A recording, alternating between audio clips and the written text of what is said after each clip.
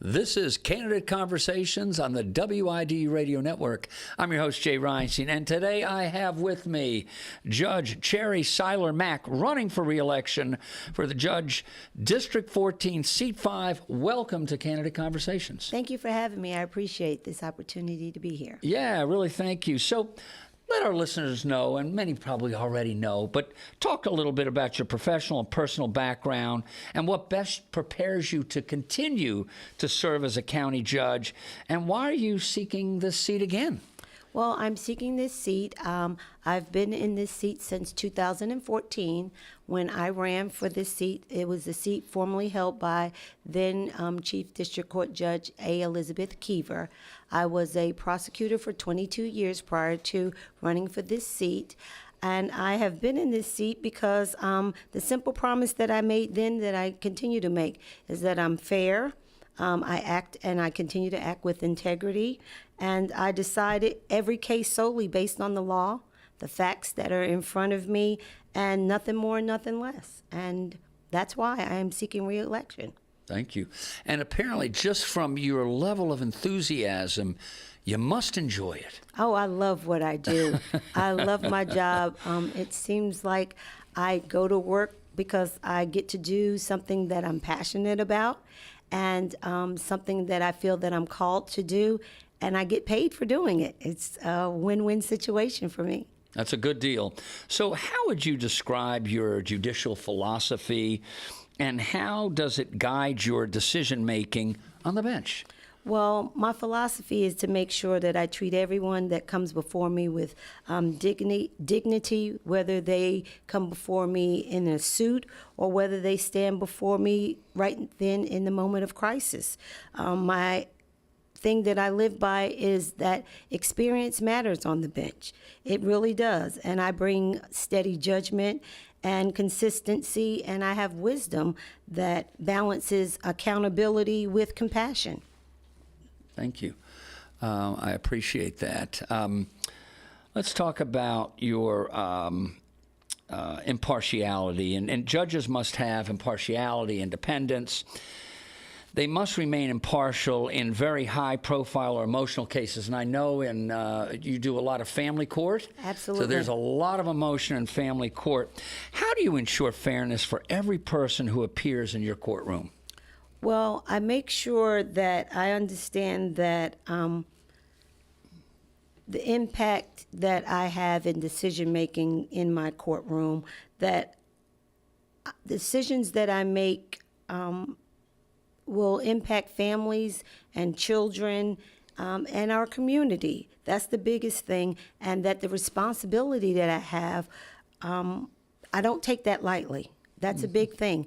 I also do one of our treatment courts. We are fortunate that we have several treatment courts here. And the beauty of that is that I do family drug treatment court.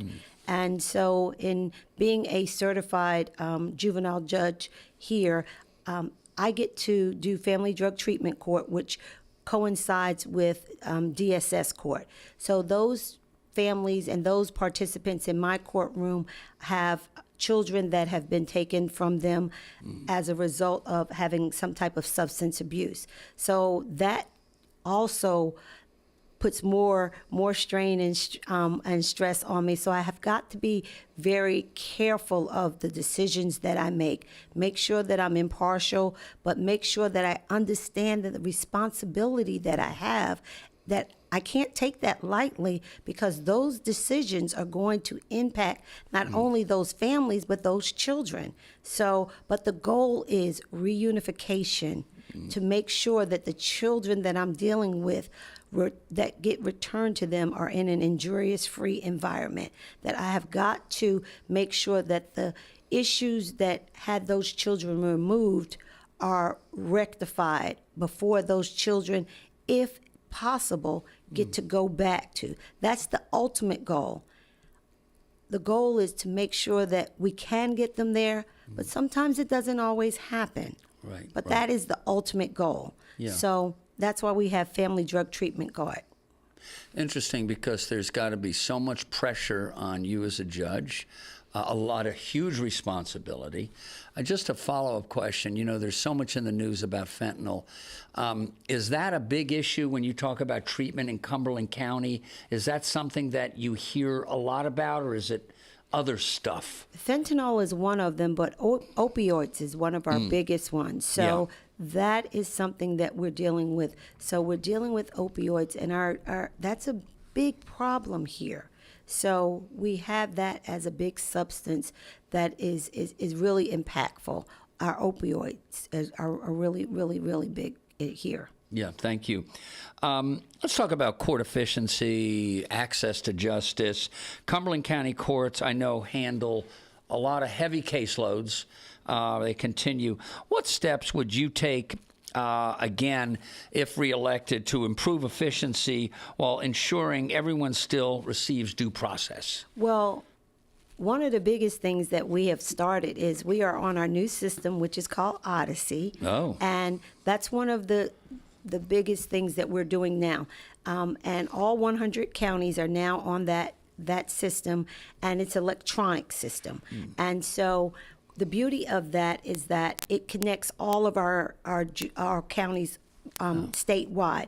Before, you might have a ticket or you might have something here in Cumberland County, and then you're down in Mecklenburg County, and we don't know that you had something down there, and then you're down on the down on the Outer Banks, and then you might be up in the mountains. Sometimes we can cross-reference that, and you might not know, and then you come down here and your driver's license is revoked, or you have a charge pending there, and we don't know. But under this new system, and that's the efficiency portion of it, we can cross-reference all of that now. So all 100 counties are on this new system.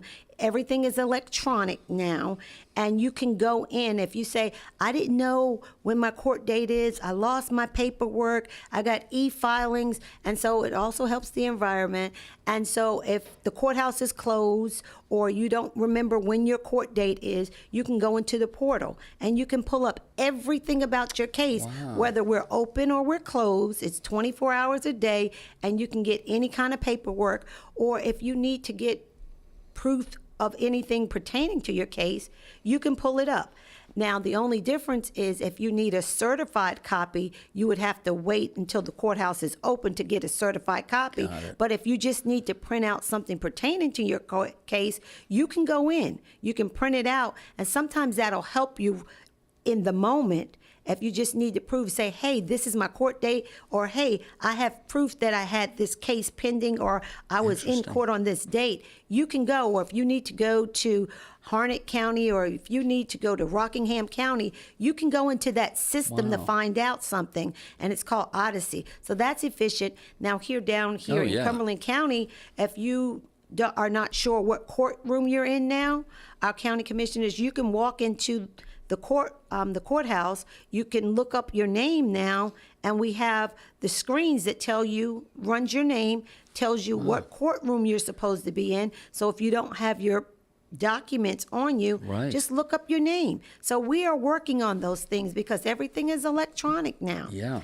That's the good thing, but sometimes the bad thing is, like today, it happens because we're all on the system, and when you're dealing with electronics sometimes, everybody's on it. The system might crash or it might go slow. So as we become more efficient, those are things, but as the networks speed up. But that's the beauty of it. So and that's great news. I like it. From a citizen perspective, having that level of efficiency, even like you said, you forget your piece of paper, you have easy access. It tells you the courtroom and everything. Those things are huge, and that really speaks to efficiency. What do you see as the most important role a county judge plays in maintaining public trust and safety in our community? Transparency. I think one, that you're transparent about making sure that the citizens know what's going on. You can come sit in our courtrooms, you can hear what's going on, and that you say what you mean and mean what you say. When you come in there, like I said, whether you come in there in a suit or whether you come in there under crisis, you make sure that everyone is treated fairly, everyone is treated with dignity, and everyone has the opportunity to have their case heard and that you don't rush them. Now, that's one of the things that I do. Sometimes I take a long time on cases, but the average person just wants to make sure that you hear them. Right. And so sometimes that's one of the things that happens with me. I'm going to let you be heard. Yeah. Take your time. And the average person just wants, although you may not agree with my ruling, the fact of the matter is you will be heard. Yeah, that is. I'm going to let you be heard. While at the end you may or may not agree with it, one thing that will be said about me is that I let you be heard in my courtroom. You can stand there. Now, I'm going to hold you accountable for making sure that you're prepared for court. Right. And you should be prepared. When you come to court, you should be prepared. You should be ready to have your case tried, have your case ready, and be ready to try your case. Yeah. Because your case is set for court, and you should be ready to go forward with your case. Great. Again, we're talking to Judge Cheri Siler Mack, running for re-election in District 14, or is it 15? 14. 14, seat 5. Seat number 5. See, I got the seat. Sometimes it's a lot of things that you have to remember here. Finally, judges are elected, but must remain independent. How do you stay accountable to the public while avoiding political influence on your rulings? Politics, I know, there's a lot of politics going on locally, nationally. How do you do that? Well, just be true to who you are, okay? You treat everyone fair. I'm in the community all the time, and I make sure that if you see me in Walmart, I'm going to treat you the same as if you see me in church. I will speak. I'm going to speak to you. I'm not going to say, "Oh, I only talk to this person and I only talk to this." No, I've been in this community serving. I have a servant's heart. I have been in this community since 1991, and I have been here serving. I'm not only in this community when it's election time. You will see me at some of my kiddos, as I call them. They'll invite me to their soccer games. They'll invite me to their awards day. I'm going to come and I'm going to cheer for them. I'm going to encourage them to be whatever they want to be and tell them the only person stopping them from being whatever and whomever they want to be is themselves. And I'm not going to only come to certain people's events. I'm going to come to everyone's events. You'll see me, as one of my students said, "Is that you, Judge Siler Mack? I didn't know you owned Tim's. I only thought you wore expensive clothes." I said, "Tim's are expensive." And you'll see me at a gala. Right. I have no respect of person because my faith teaches me the person that I serve, which is the God that I serve, he doesn't have any respect of person. So I'm going to treat you the same. You invite me to your church, you invite me, I'm going to come. Thank you. And so that's who we should be. That's great. Why should people vote for Judge Siler Mack on March 3rd? They should vote for me because I am fair. I treat you with compassion. I treat you with dignity. My integrity, my record speaks for itself. I am the same. I'm committed to fairness. I'm ready to continue to serve the people of this wonderful community. I have been serving this community since 1991, and I am committed to continuing to serve this community. I'm not only out here during election time. People are always asking me, "Are you up for election?" I was like, "No." "Why are you here?" Because I love Fayetteville. I love this community. I'm committed to serving this community, and we are called to be the hands and feet, and that's what I am.